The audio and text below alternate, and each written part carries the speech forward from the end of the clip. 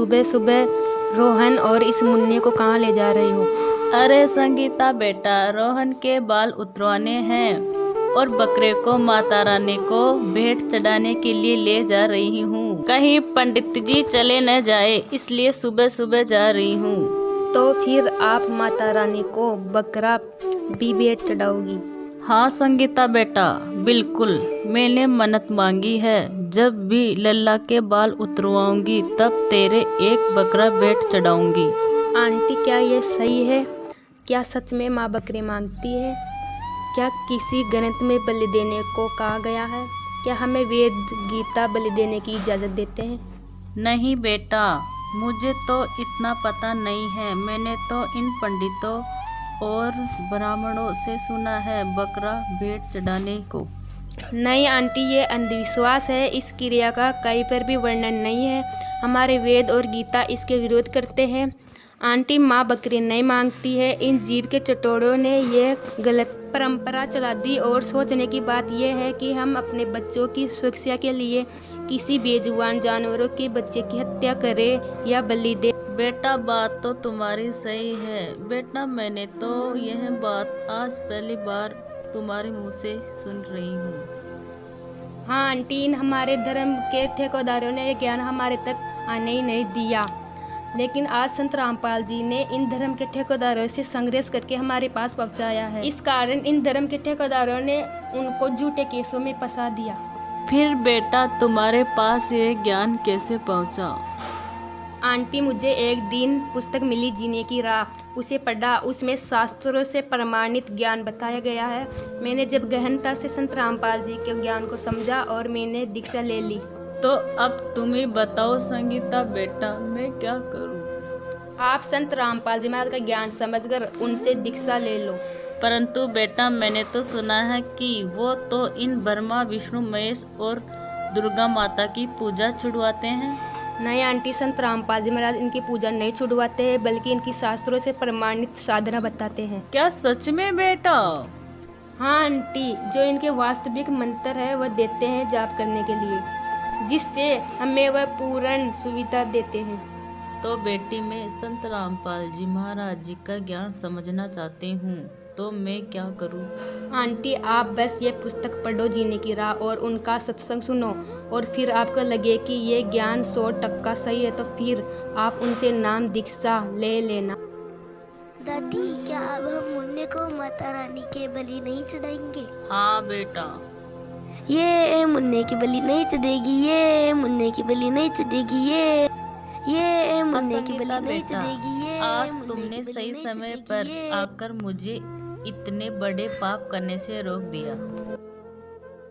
आज पूरे विश्व में जंगल में रहने वाले आदिवासी से लेकर पढ़े लिखे एजुकेटेड लोग बलि देने में विश्वास करते हैं। क्या किसी बेजुबान जानवर को मारने से हमारे कार्य सिद्ध हो सकते हैं? क्या किसी दूसरे के घर में अंधेरा करके हम अपने घर में रोशन कर सकते हैं? ठीक इसी प्रकार आज लोग किसी बेजुबान जानवर को बलि चढ़ाकर अपना कार्य सिद्ध करना चाहते हैं। सोचने की बात तो ये है कि क्या जिस देवी या देवता को बलि चढ़ा रहे हैं, क्या वो माता या देवी देवता बलि की मांग करते हैं? नहीं दोस्तों, न तो माता बलि मांगती है और ना ही कोई देवी देवता। आपने महाभारत में वो प्रकरण तो जरूर देखा होगा। बलि के लिए एक मानव की आवश्यकता है, मुझे ले चलो। बलि ले आए पुत्र। ये तुम्हारे पिताश्री है, कुंती पुत्र भीम। नहीं, मैं केवल एक बलि हूँ। पहले मेरी बलि चढ़ा लो, फिर अपने पुत्र से मेरा परिचय करवाना। आर्यपुत्र, मैं क्षमा चाहती हूँ आर्यपुत्र। तुम्हारा पुत्र मुझे बलि के लिए लाया है और उसके श्रम को व्यर्थ न होने दो। तुमको बलि चढ़ानी थी तो अपने पति की चढ़ा दी, अपने पुत्र की चढ़ा दी। तुम्हें यह अधिकार किसने दिया था कि तुम किसी और के पुत्र, भाई या पति की बलि दो? तुमने ये सोच कैसे लिया कि माता तुम्हारी बलि स्वीकार भी कर लेगी? बलि की यही प्रथा चली आ रही है आर्यपुत्र। कैसी प्रथा? क्या माता ने कभी मांग की थी? धर्म जीवन को आदरणीय, सुंदर और खराब बनाने का मार्ग है प्रिय। धर्म से जीवन के इस सम्मान का नाता न जोड़ो। ये पाखंड तो कुछ चंद ब्राह्मणों ने चला रखा है अपने जीव के स्वाद के लिए। पूरे मानव समाज को भ्रमित कर रखा है।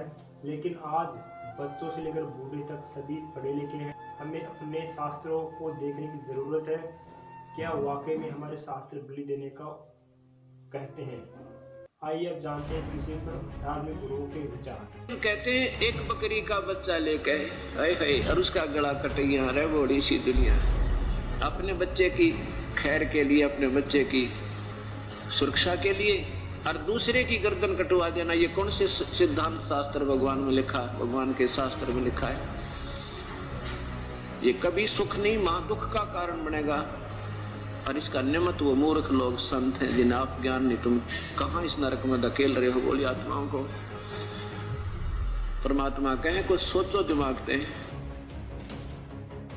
ये तांत्रिक तंत्र विद्या के द्वारा ही बलि की डिमांड होती है और फिर वो माता जी के मंदिर में बलि चढ़ाते हैं। तो सामान्य व्यक्ति को लगता है ये तो माता जी के मंदिर में बलि चढ़ रही है, माता जी को चढ़ा रहे हैं। वो एक्चुअली बलि माता जी को नहीं चढ़ाई जाती, वो बलि तांत्रिक लोग अपनी तंत्र विद्या को सिद्ध करने के लिए बलियां चढ़ाते रहते हैं। वो उस कार्य की सिद्धि के लिए वो बलि चढ़ाते हैं। चूंकि मंदिर में बलि चढ़ाई जाती है तो बदनाम हमारी माता जी हो जाती हैं कि भाई मंदिर में बलि चढ़ रही है, लगता है देवी बलि मांग रही है। हमारी देवी और हमारे देवता कोई भी बलि नहीं चाहते। अगर आप भी जीने की राह पुस्तक निःशुल्क मंगवाना चाहते हैं तो डिस्क्रिप्शन में लिंक है, उस पर क्लिक करके जानकारी सबमिट करें। धन्यवाद।